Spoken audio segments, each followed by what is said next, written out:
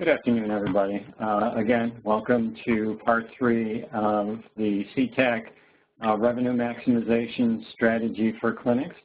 My name is David Warsnick. I'm part of the Business Efficiency team for Seatac, and we're thrilled to have Lisa Clark with us today. Lisa is the coordinator for community treatment programs for the Division of Children and Family Services at the New York State Office of Mental Health. Lisa also led the 2013 OMH statewide fiscal analysis of mental health clinics. She was a member of the OMH review and selection team for the Vital Access Provider Project and is currently acts as liaison to the Seatac offerings. And I'm sure you've seen some of her emails, and she'll be doing the majority of the presentation for us today. A couple housekeeping things before I talk a little bit about Seatac in case you're not aware of who we are. Given the number of folks that are on today, everybody is going to be on mute. But we would like you to send in your questions during the course of the presentation. You should see in your lower right-hand part of your screen an area for you to chat in questions. If you don't see a send to drop-down box in an area for chat, look up in your upper right-hand corner and there's a little blue balloon that says chat. If you click on that, then you should be able to see the chat button or the chat dialog box come in.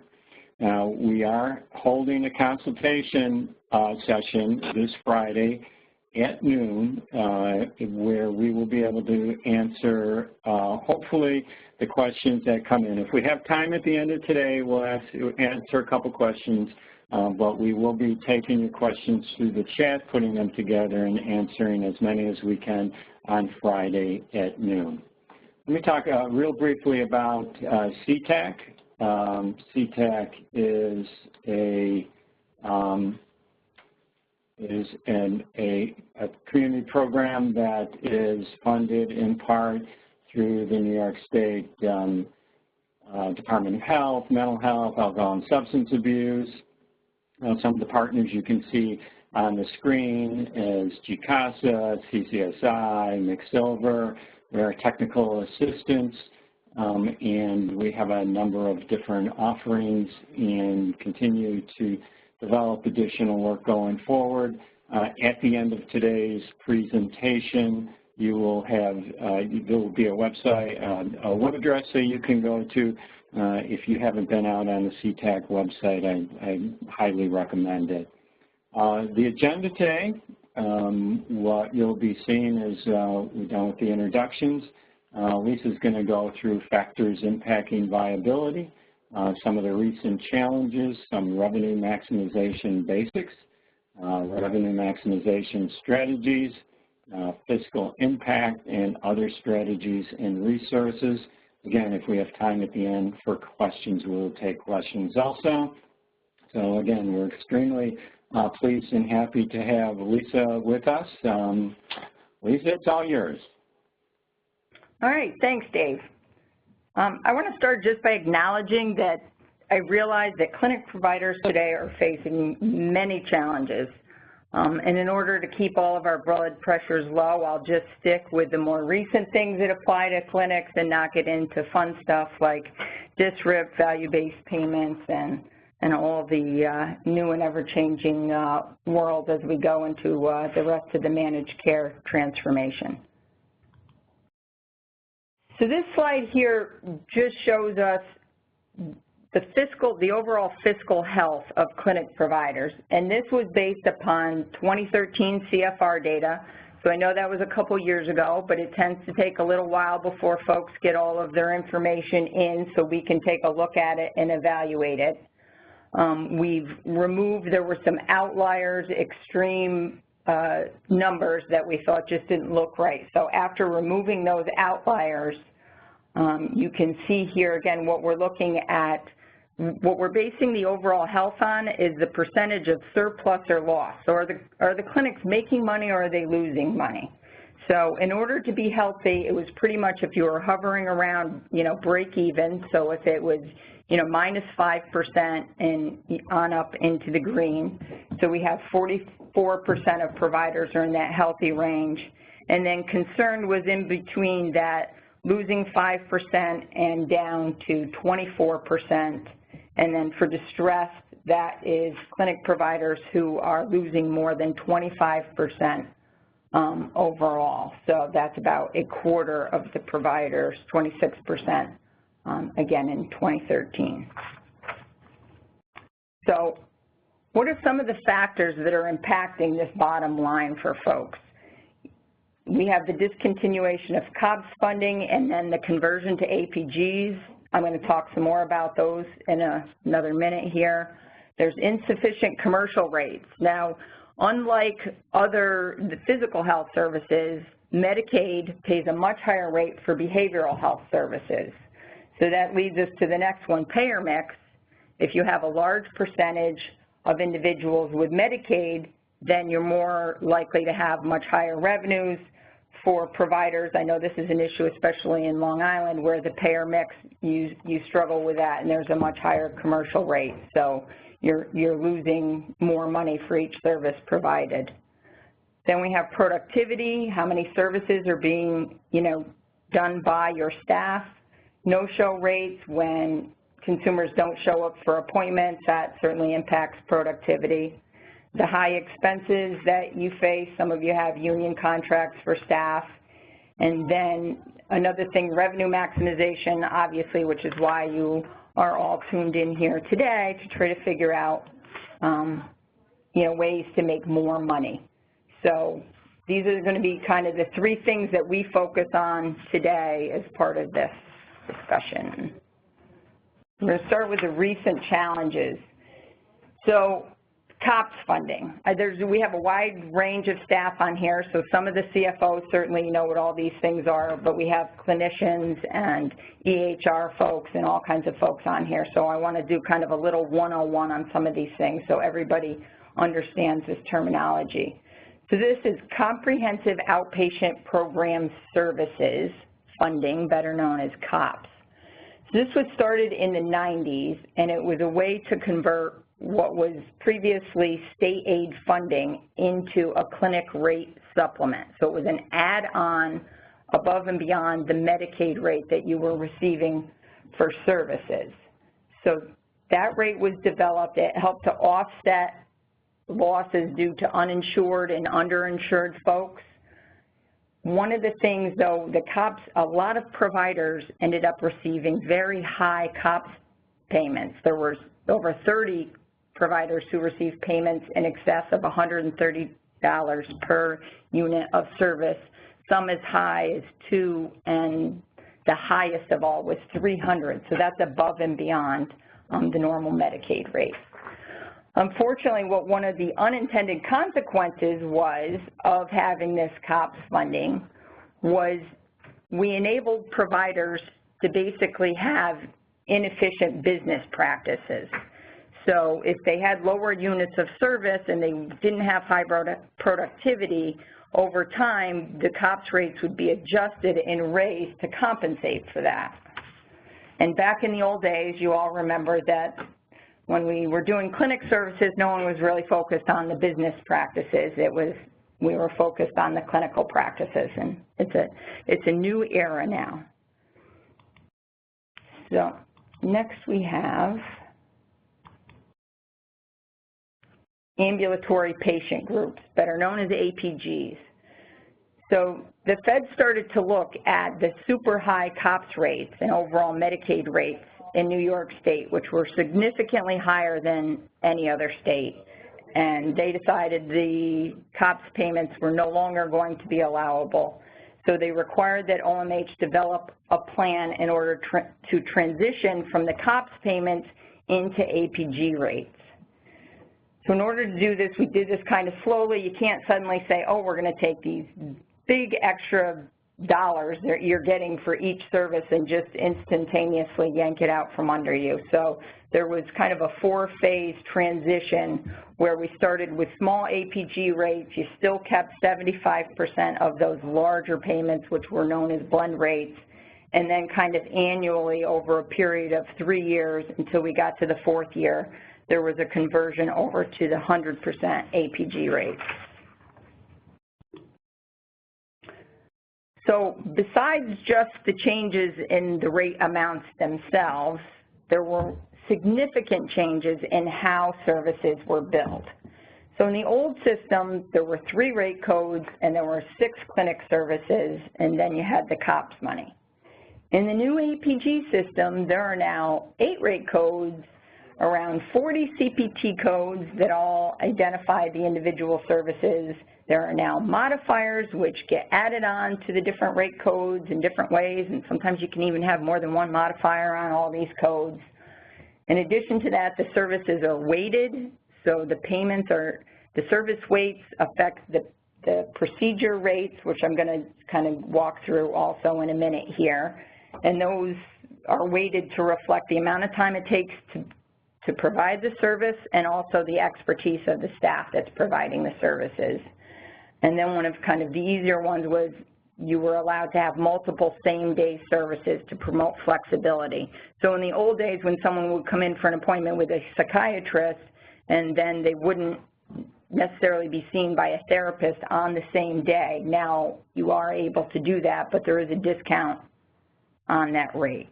So needless to say, the clinic restructuring process to APG rates was incredibly complicated, and we appreciate that the struggle is real for providers, billers, clinicians, psychiatrists, everyone out there.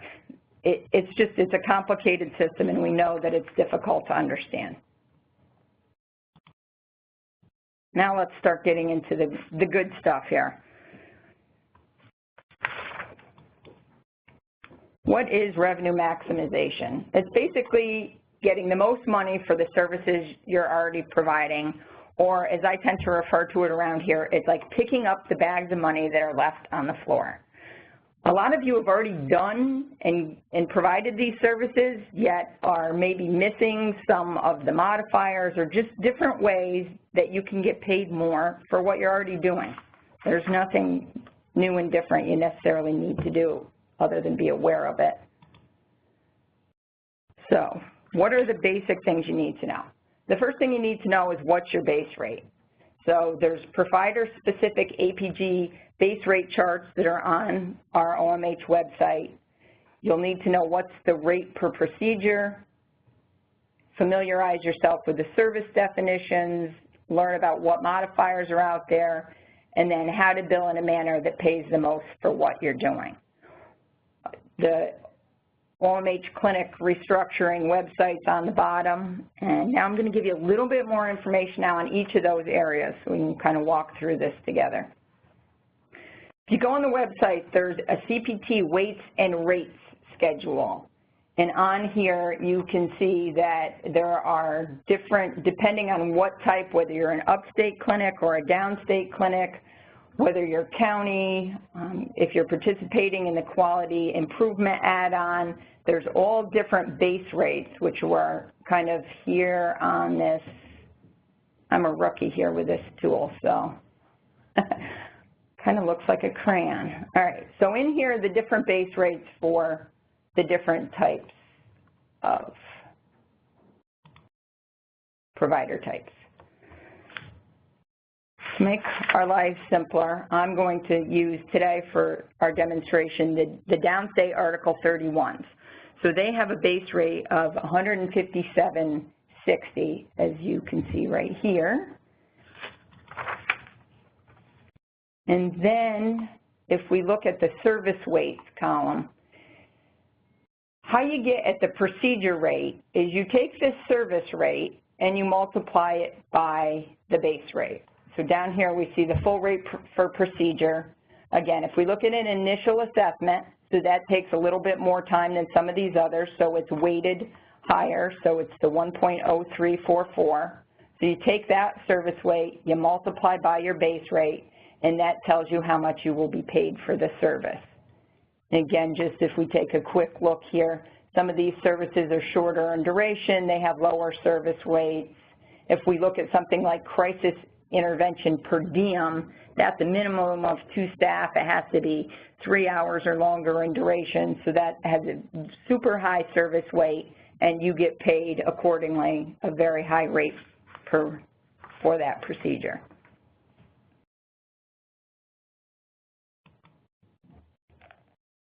Now that we have the basics on how the rates are set, let's get to the good stuff. Where's the money? Luckily, we're doing this through Seatac Sense. My little picture there doesn't meet state branding, but I like it and it's fun. In order to illustrate how much, different procedures pay, what I do is I customize these rate sheets for each provider type. So I'm going to do this, and I'm going to give these to the Seatac so they can post them on the website, or they may choose to send them out as attachments to the webinar. We'll have to see when that comes out. So each one, again, instead of the big monstrosity that shows all the different provider types, you find your column. We narrow it down, and I do a little bit of rearranging also, so it's easier to kind of visualize like services. And then we add on here another column to illustrate how much, what the amount that you'll be paid, how it varies according to whether or not you're using things like a physician modifier, which is really, really important and is one of the most common places that people are leaving money on the floor. And if you use these charts and you keep them handy, or the billing folks, or you spend some time looking at these and the service definitions and stuff like that, you can identify based upon how you're providing services, you may be able to bill in a different manner or code in a different manner. Again, as long as you meet all necessary criteria. I'll be clear on that. In meeting with some clinic providers, we started to get some more information on kind of where there's confusion on certain things. And one of the top things is pre-admission visits versus initial assessments. So pre-admission visits, OMH allows 3 of those prior to being admitted to the clinic. You're not required to provide 3. It's totally optional. I think the easiest way to think of pre-admission is to think of it as a screening status. It's a status. It's not a procedure. That's it. All it means is that the person that's receiving the service is not yet officially admitted to the clinic, which means that the 30-day clock for the treatment plan hasn't been started. That's all pre-admission status means.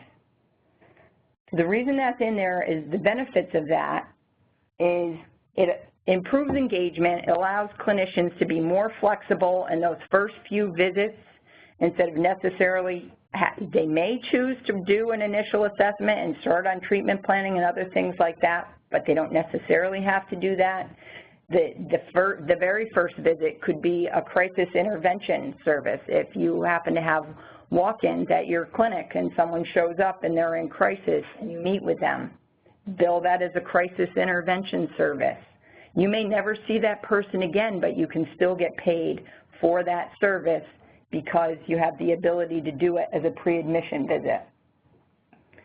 Additionally, again, there are folks who come in, they want to have an intake, they show up for one appointment, and you never see them again. If they're in pre-admission status, again, it makes your life much simpler in terms of documentation requirements that are required for licensing.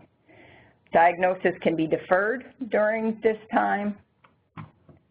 And here we have, these are common pre-admission procedures like we just discussed, the crisis intervention and initial assessment. So, initial assessments, what are they? They're face-to-face interactions of at least 45 minutes that are used to evaluate whether or not someone should be admitted to the clinic. They can be used to determine their diagnosis, and they can also be used to help you develop a treatment plan. They can be provided during the pre-admission, which I like to call screening status because I just think that it's easier, and or after admission. Initial assessments do not have to be provided during pre-admission status, just to be clear. A lot of folks think they do one during pre-admission, the person's admitted to the clinic, and you can't continue to use initial assessments. You can. OMH allows up to 3 initial assessments during an episode of service. So when they come in to your clinic and they're admitted during that episode of treatment, they can have up to 3 initial assessments. They don't even necessarily have to be done at the beginning of service, but I would generally I would recommend it because it's a lot easier to track, and it's really the most appropriate time to use them because you're getting to know the individual. As we all know, there's a lot of information that they need to provide right in the beginning, doing psychosocial assessments, treatment planning, and the psychiatric assessment. I want to note managed care plans don't have to pay for 3 initial assessments. They do need to pay for 1 initial assessment. It helps to be familiar with the different plans that your clients are coming in with. One of the things I've heard from one provider is a managed care plan that they work with will approve 1 of the 90791 assessment types and 1 90792. So again, they may all be different. Some may pay for 3, some might not. But know that because, again, bags of money are in these assessments, as I'll show you in a minute. So here are the 2 types. So a 90791 is the initial assessment with the treatment plan, and it's most commonly provided by clinicians. It can also be provided by your psychiatrist, nurse practitioner.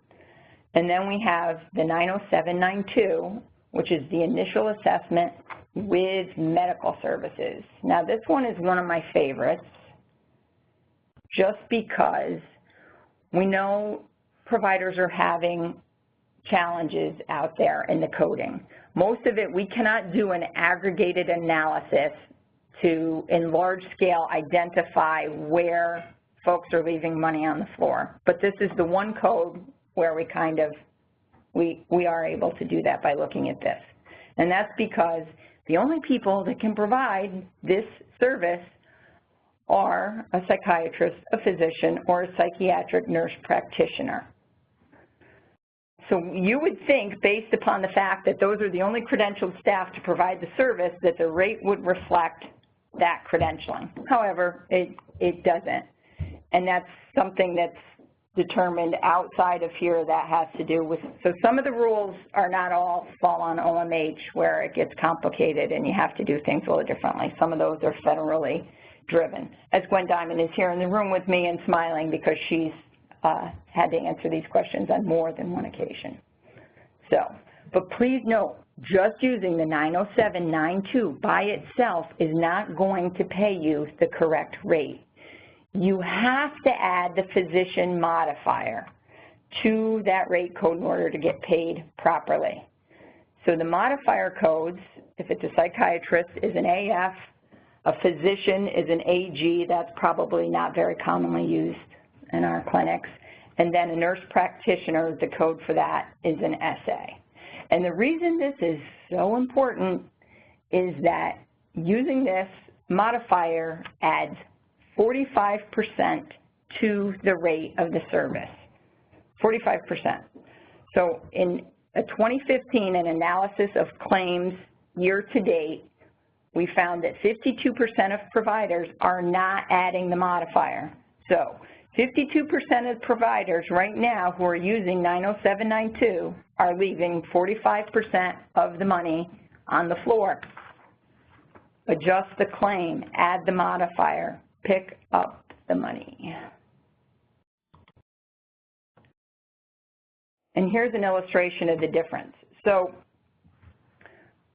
and again, the modifier, that physician modifier, can also be added to a 90791. So if you have a doc or a psych nurse practitioner who's doing an initial assessment and maybe they feel like they didn't provide medical services, which is just the health screening and kind of basic stuff, it's not a high bar here for the medical services, but if they're just more comfortable using the 90791, you can still add that modifier though. So here's the difference in these rates. And here, so 52% of you are leaving this. I really should have looked at my coloring for this here before. All right, are leaving this much money every time you don't use that modifier.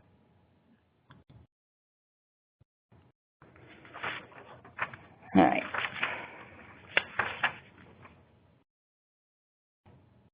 So back to maximizing revenue through the initial assessments. What else I want to show you is if you look here, so initial assessments, again, they're a minimum length of time of 45 minutes.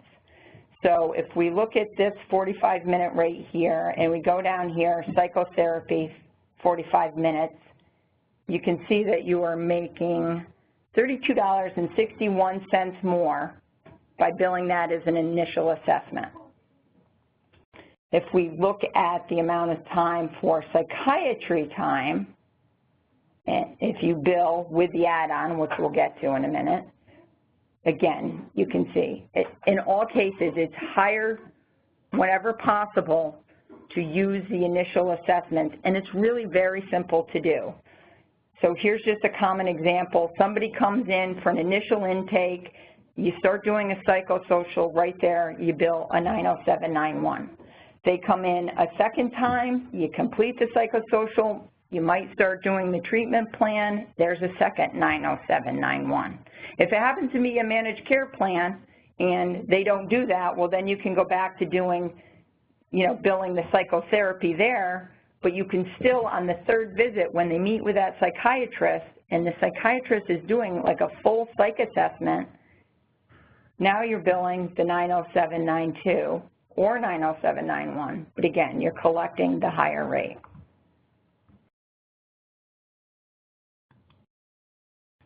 Use those assessments. Physician add-ons. So add-ons are different than the modifiers. If you look here, now these are all, what we're looking at right now is just psychiatry time. So we have psychotropic medication treatment, so that has to be a minimum of 15 minutes. Then we have a 30-minute psych assessment and a 45-minute or longer psych assessment. If you look at the codes that are used for those services, you will see the codes are all exactly the same. So these codes here are also known as E&M codes, which are evaluation and management codes, which are more specific to Medicare, and based upon the code you choose in these ranges, it reflects the severity of the case, and in Medicare, they will adjust the amount that you receive based upon how long and the complexity of the case, basically. However, in Medicaid, all these yellow ones all pay the same, in this case, $104.33. In order to get paid properly for Medicaid, you need to add this 90833. So if your psychiatrist is spending a minimum of 30 minutes with somebody, add that code, 90833.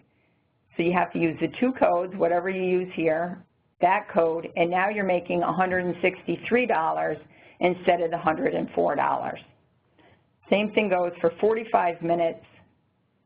Use the add-on code for the 45-minute visit, 90836, and again, instead of $104, you're making $195.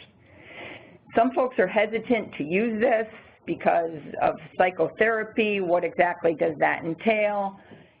Here is the exact definition, and if you read it, which I will not read it to you, but it's basically as long as they're interacting with the individual and they're having discussions about their mental illness, their symptoms, providing support, any of those things, I mean, it does not take, it's written very flexibly and loosely, so any of those things will constitute psychotherapy for the purposes, for New York State Medicaid purposes of using that physician add-on code. Now, this is important because this is, it's different in Medicaid versus Medicare. So for those providers who are kids only, you probably don't have any Medicare, you can feel free and confident to just keep the one billing system where 30 minutes of time, as long as your psychiatrist is with the child for 30 minutes, you can bill the E&M code, the 99213, let's say, add a 90833, and all it has to be is a minimum of 30 minutes time. However, for Medicare, it's different. So please note that Medicare rules are different from Medicaid rules and how you use these codes. And for a couple of providers who I spoke with previously, and I will be getting back to you, please listen now because this is different than the last time we spoke. So the time in Medicare, the time for providing that E&M service, so let's say the 99212, that time is provided in addition to the 30 minutes that's spent for psychotherapy. So if you bill the 99212 and the 30-minute add-on code for the 90833 and the total time of the visit on the claim shows that it's 30 minutes, or in your records indicates that the total time of visit was 30 minutes, that's going to constitute an overpayment because there was no time spent providing the E&M service.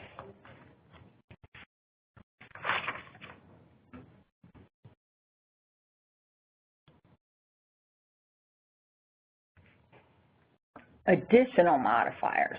So there's a lot of modifiers. Again, I'm going to repeat, I encourage everyone to go to the OMH website, consult the 599 guidance and regulations that are on there. So if you have any questions, there's also charts on the website that show you, which modifiers can be used on which services, and there's a lot more detailed information. Also, which staff is credentialed to provide those services. So please check and just make sure those things are all in line. Any clinics that are open after 6 p.m. or on the weekends, use the after hours modifier, which is the code 99051, and that will increase your base rate. So on the common rate, so you're going to make between basically $11 and $15 more per service by using that. And a lot of folks most clinics looking at claims are pretty good about using the after hours modifier. If you're providing services in language other than English, this includes if you're using a translation service, add a U4 modifier. This automatically gives you a 10% increase in the revenue for that service. Offsite for children and or crisis brief. These are services that can be provided off-site. Now for adults, crisis intervention brief is the only off-site service. For kids, there's a large list of services. And again, these services are very underutilized. Folks are not taking advantage of this. In order to get the 50% increase in the rate, you bill those under the 1507 rate code.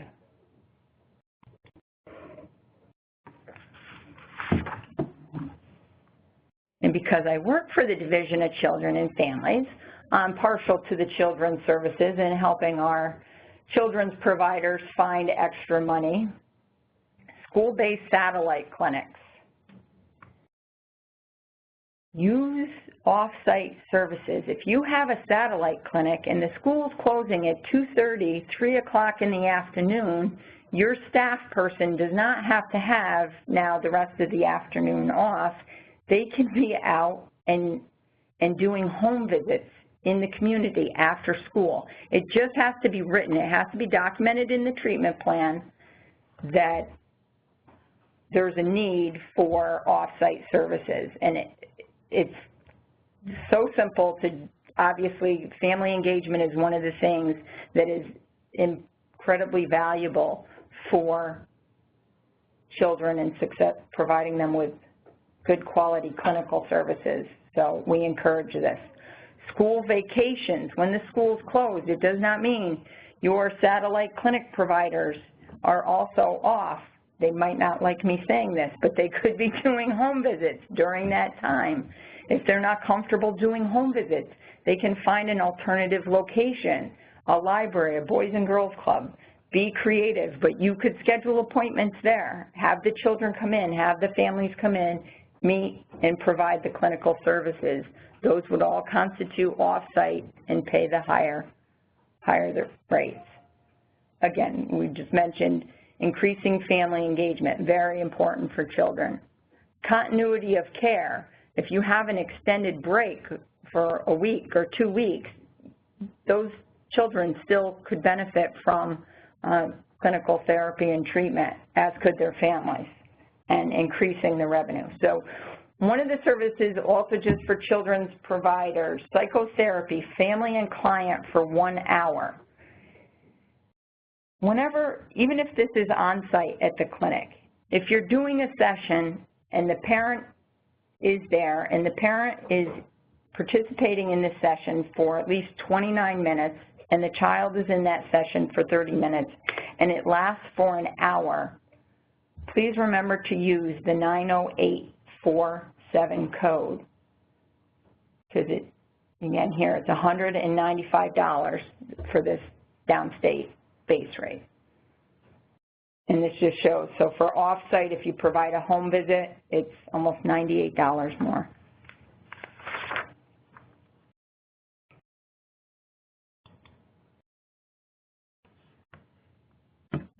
Crisis intervention, again, the brief crisis intervention, you bill it in 15-minute units. You can have a max of 6 units. Please note that it can be face-to-face or by phone. So if you get a call and there's a crisis and you're on the phone for 15 minutes or more addressing the crisis and providing support, remember to bill for that. That is a billable service. Also, crisis intervention brief. It can be provided to individuals even if they've never received services at the clinic before. So I've spoken with providers, sometimes they're asked to go out with adult protective services or some other type of community-based crisis response. If you're going out, again, you can bill for that service, the crisis intervention brief, off-site. If they were never in services, that goes back to that pre-admission status, so you're billing for it, again, based on those criteria. And also Gwen is pointing out to me that the crisis intervention brief by phone can also be provided as a collateral. So if you get a call from a family member and there's a crisis with an individual, you can bill that service as well as crisis intervention brief. So make note, clinicians that are out there, we all know you're doing these things all the time. Remember to bill for it. Document it, bill for it. These are just other crisis intervention services. Again, if they come in, these two are not, you're not able to bill for these off-site, but you can provide them in the office. And if it's crisis intervention complex, if it's an hour or more and it's a face-to-face with 2 or more staff, one of them needs to be a clinician, the other one could be a peer advocate or some other related staff person in the clinic. And then the per diem rate. This is 3 or more hours face-to-face, 2 or more staff. And for both of those also, the individual has to have been previously known and attended the clinic at least within the past 2 years. And one of the reasons I like to point out the crisis intervention brief and by phone as well is because that brings us to complex care management, which can be related to that. So complex care management is a service that OMH has is encouraging in response to providers bringing to our attention they spend a lot of time on phone calls and providing coordination of care and treatment out there in the community, and these are generally not reimbursable services, but they can be if you remember to kind of make note of them and keep them kind of in the front of your thoughts when you're doing them. So in order to provide complex care management, it has to be an ancillary service. So you would have had to have provided psychotherapy, psychotropic medication treatment, or a crisis intervention service. And when you provided those services, you would have had to have noted the need for additional complex care follow-up. The follow-up would need to take place within 14 days of the original service, and that was extended. Originally, that was 5 days, so we've extended that to 14 days to give you more flexibility to use that. It's now billable in 5-minute units, and you can bill up to 4 units maximum. And it can be provided in person or by phone with or without the client. The thing you need to remember, though, is it's not provided for routine care. If you're making referrals, routine follow-up, you cannot bill complex care management. It needs to be something, the nature of the original service has to be such that there's a chance that it's going to have a significant impact on the person's stability in the community. And again, if you go on our website, there's a really whole nice multiple page section of FAQs on complex care management, and it walks you through all different scenarios and it describes them and whether or not complex care management could be used in those situations. Again, this is an underutilized service and you could be picking up between $13 and $19, and again, that's per unit. So for 4 units, that's almost $80.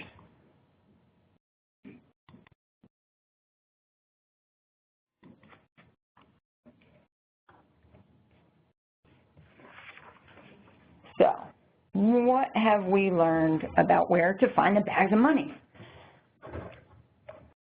Initial assessments, they pay higher for the same amount of time that you're doing it. Whenever possible, utilize your 3 initial assessments.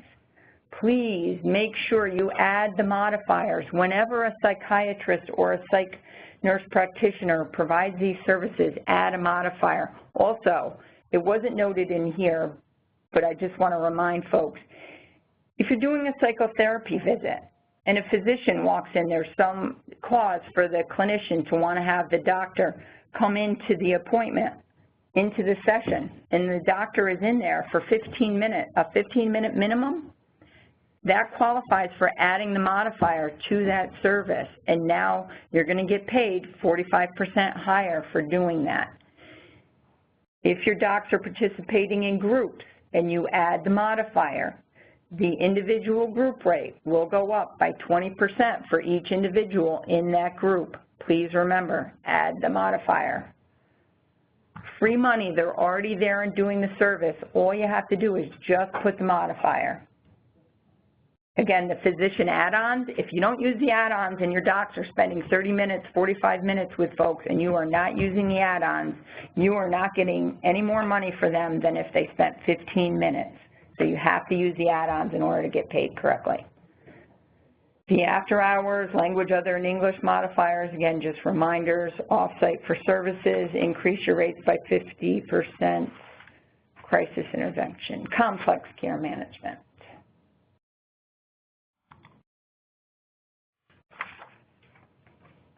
And again, in order to make all this work, you need to know what is your base rate. Know how much you're getting paid for each procedure and service, and make sure you're billing it. Again, I encourage you to look at those charts, because when people see the dollar amounts for the services, it makes it so much easier to understand than throwing out a whole bunch of codes. Look at the regs and the guidance. Make sure you're using the modifiers. And then, please, don't assume that somebody else is looking to make sure that you're getting paid the correct amount. because everyone assumes that someone else is doing it, please make sure you clearly identify who that person is and that they are looking at it. Because one of the things when we pull up claims here and we look at a provider and we can see, what they're getting paid, and if we see like that the dollar amount for an initial assessment, and I know 792, if we see you got paid $163, we know you didn't use the modifier. So please pay attention to that. And again, this was covered in another webinar, but the number of claims that are denied and then folks don't go back and make those adjustments, please go back and make the adjustments. Don't just leave money sitting there that you're entitled to, that you provided the service for. So if you use all of these strategies, then what? So this is the slide we saw in the beginning about the overall kind of fiscal health of clinic providers in New York State right now. If you use these strategies, just the revenue maximization, again, we saw some of these rates are going up by 45%, offsite services 50%. If you could increase revenue by 15% across the board with clinic providers, that's how much healthier it is, right there. It makes a huge difference, just that 15%. We went from 44% healthy, and I can see down here, these numbers are a little hard to see, but that healthy right there is 65%. We now have 65% of clinic providers in that healthy range where you're breaking even or making money. Big difference.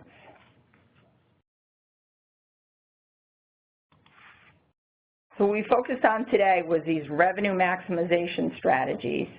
And I just want to again remind folks, that's not, these are not the only things that are the issues out there. Again, there's payer mix issues. The higher percentage of individuals with Medicaid, the more money you make. I know because of the commercial insurance rate, the underpaying rates, a number of providers are now not accepting commercial insurance. Increasing productivity, all of these things are all strategies that our folks at Seatac would be happy to assist you with. They have many business initiatives that are coming up. They also have a lot of stuff that's already been, that they've already offered. It's archived on their website. Go there, look for things that you're interested in, look at the webinars, find out strategies for doing this. I know a lot of you have a lot of free time these days because there's not many other trainings and webinars going on out there. But again, this is important because it impacts your bottom line quickly. And here's the links to the other our Rep 599 regs, our guidance documents. I also want to mention that there's the New York State Clinical Records Initiative that's led by John Rice, better known as NISCRI. They have a lot of forms, and within the forms that they've built, they try to help identify what is the criteria in order to use certain codes and all of that. So please, consult that website or email John because he's happy to discuss his NISCRI project with any of you. And again, I just want to thank all of you for participating today, and I hope you find this helpful. And on Friday, we will have office hours from 12 to 1, and I'll answer any questions. If you could please email, it's very hard because of the number of people that are on these calls. If you could please email in advance your questions, and so we can kind of organize them and answer them to the best of our ability on Friday. 12 to 1, Lisa, same time. Lisa, this is Dave. We've got a couple minutes left, and I thought maybe we've really only had one question come in, and it was related to the physician add-ons and the differentiation you made between Medicare and Medicaid. And the comment was that they were always under the assumption that the Medicare rules applied, and that to be able to bill the physician add-on that you would need an additional 30 minutes of time with the client.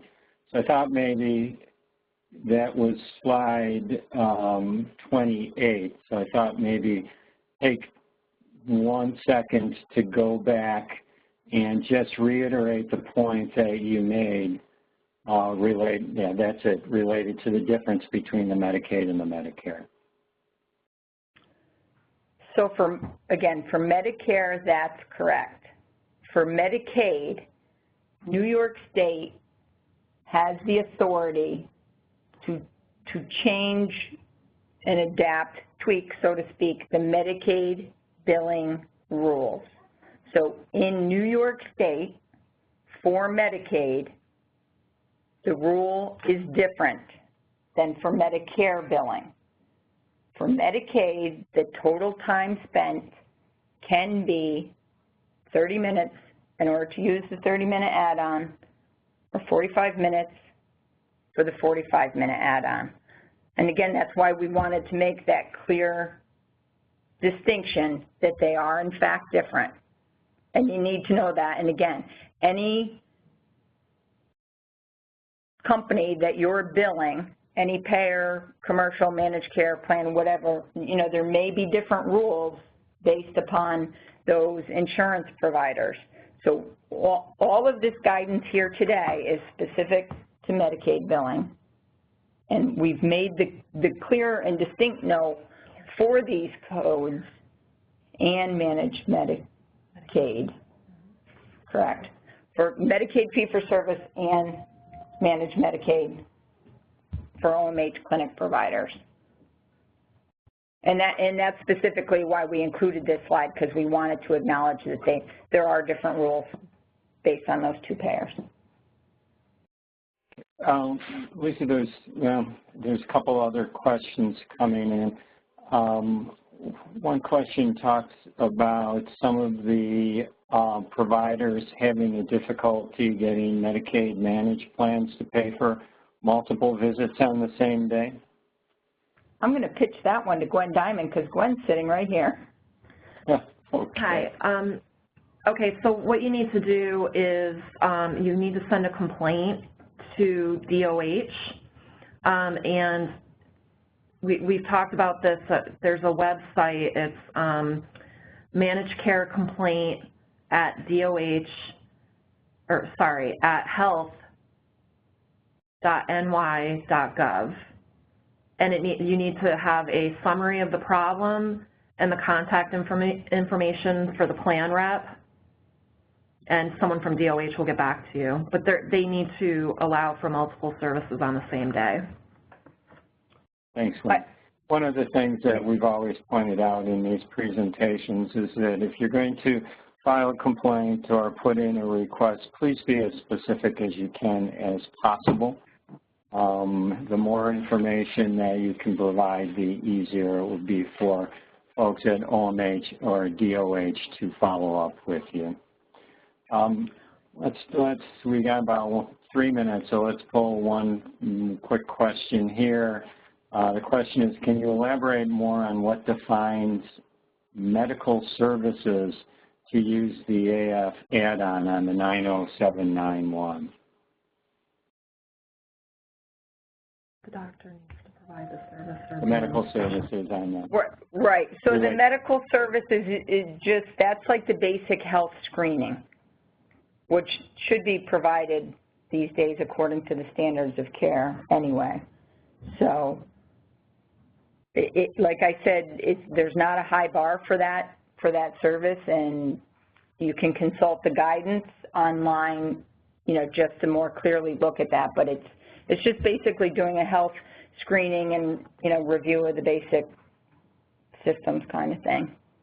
Okay. One thing I wanted to note that someone else brought to my attention, all of the information that's provided here is specific to OMH clinics. So if there are OASIS providers on the line, I am not familiar with the OASIS rules, so I cannot tell you whether or not any of this information will apply to OASIS, specifically OMH clinics. All right, that's great. Well, we're running up against our time. On the behalf of Seatac and the rest of the mental health providers in New York State. I want to thank Lisa for her time today and the effort she put in bringing this information together. I do want to remind folks that we will be having office hours this Friday at 12 o'clock. At that point, we will be reviewing and answering as many questions as we can during that hour. I do want to remind people that these slides will be posted on the Seatac's website. If you have not visited the Seatac website, I would suggest that you do that. As Lisa pointed out, there are a number of other resources as it relates to maximizing revenue. There's a piece on revenue cycle management. There's pieces certainly on productivity and some of the other things that were mentioned. So please take the time to go out and take a look at that site. Again, thank you, Lisa. Thank you, everybody who's participated. And we hope to talk with you folks again on Friday at noon. Talk with you then. Thank you very much.